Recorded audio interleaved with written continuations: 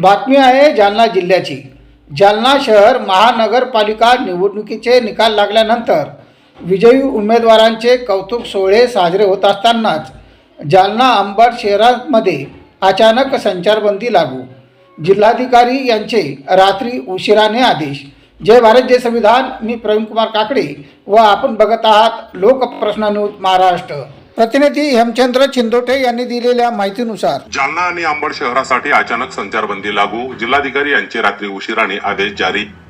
जालना शहर महानगरपालिकेच्या निवडणुकीचे निकाल लागल्यानंतर विजयी उमेदवारांचे कौतुक सोहळे साजरे होत असतानाच जालना आणि अंबड शहरासाठी संचारबंदी लागू करण्यात आली।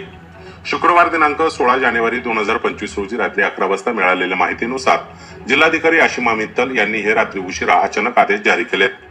धनगर समाजाला अनुसूचित जमातीच्या प्रवर्गात समाविष्ट करण्यात यावे या मागणीसाठी जालना येथील दीपक बोराडे हे मुंबईतील आझाद मैदान येथे आमरण उपोषणास बसण्याच्या तयारीत असतानाच संभाव्य कायदा व सुव्यवस्थेच्या पार्श्वभूमीवर प्रशासनाने कडक पावले उचललीत।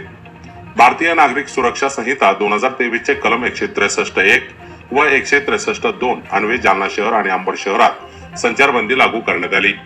मिळालेल्या माहितीनुसार दीपक भीमराव बोराडे राहणार गोंदनखेडा तालुका जाफराबाद जिल्हा जालना हे 17 जानेवारी 2026 रोजी सकाळी 10 वाजता जालना येथून मुंबईतील आझाद मैदान येथे उपोषणासाठी रवाना होणार होते। मात्र मुंबई पोलीस आयुक्तालयाअंतर्गत आझाद मैदान पोलीस ठाण्याने कलम 168 अंतर्गत नोटीस देत आमरण उपोषणाची परवानगी नाकारली।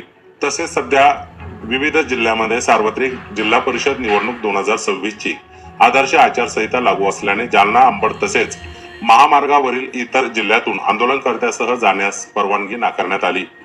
आदेशानुसार दिनांक 17 जानेवारी 2026 रोजी सकाळी 5 वाजेपासून ते रात्री 12 वाजेपर्यंत संपूर्ण जालना शहर आणि अंबड शहरात संचारबंदी लागू असणार आहे। हा आदेश शाळा, महाविद्यालये, दुकाने व इतर आस्थापनांनाही लागू राहील। तसेच कोणत्याही प्रकारची शस्त्रे, ज्वलनशील पदार्थ किंवा स्फोटके बाळगण्यास मनाई करण्यात आली। मात्र अत्यावश्यक सेवांना या आदेशातून वगळण्यात आले।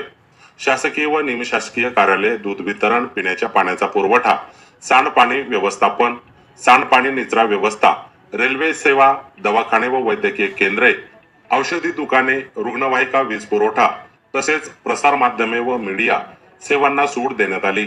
हा संचारबंदी आदेश 16 जानेवारी 2026 रोजी जिल्हाधिकारी यांच्या सही व शिक्क्यानिशी जारी करण्यात आला असून नागरिकांनी प्रशासनाला सहकार्य करावं असं आवाहन या आदेशातून करण्यात आले। या सर्व घटनांवर दीपक बोराडे काय म्हणाले बघा। प्रशासन इतकं घाबरलंय बांधवांनो, एवढी धास्ती घेतली आंदोलनाची। मला असं वाटतं कदाचित महाराष्ट्रातलं हे पहिलं आंदोलन असावं किंवा देशातलं की रात्री 12 वाजता संचारबंदी लावली आणि रात्रीपासून आमच्या सर्व सहकाऱ्यांची धरपकड सुरू केली। मी हे बोलणार नव्हतो। मी सांगितलं होतं पोलिसांना की माझी तब्येत ठीक नाही, मी झोपू द्या मला, माझी झोपेतून उठलो मला तुम्ही अटक करा, माझ्या घरात मला स्थानबद्ध करायचं तर करा, काही अडचण नाही, आम्ही सहकार्य करतोय। पण पोलिसांचं चुकलं, तुमचा जाहीर निषेध। यानंतर चिमुकल्या बालिकेने दिलेली तिची संतप्त प्रतिक्रिया।